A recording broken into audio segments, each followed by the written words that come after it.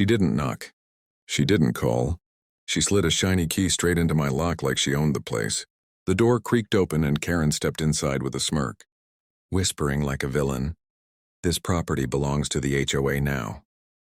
I stayed hidden in the shadows, heart racing, as she strutted into my living room like it was hers. Then, pulling out her phone, she screamed, "Yes, I've caught an intruder living illegally. Send officers immediately." That's when heavy boots echoed in the hallway. Karen's smile spread wide. She thought her backup had arrived. But her face drained when my wife stepped out of the kitchen in full police uniform, badge catching the light. Her voice was steady, ice cold. "Funny, you just called the cops." "Well, here I am." Karen's jaw dropped, but she tried to recover. "You can't be here either. This is HOA property." My wife tapped her body cam, the red light blinking. "Good, now everything you say is on record." Before Karen could retreat, headlights flashed through the windows.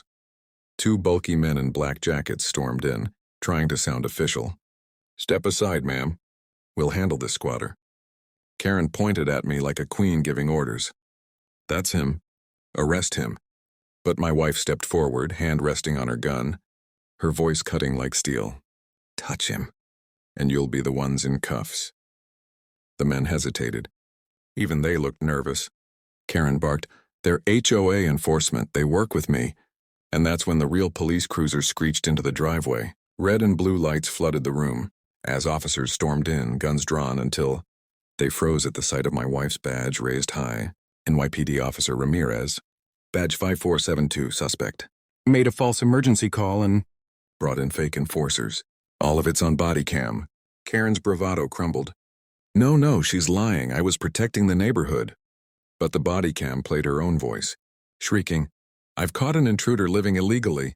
Send officers right now." That was all the proof they needed.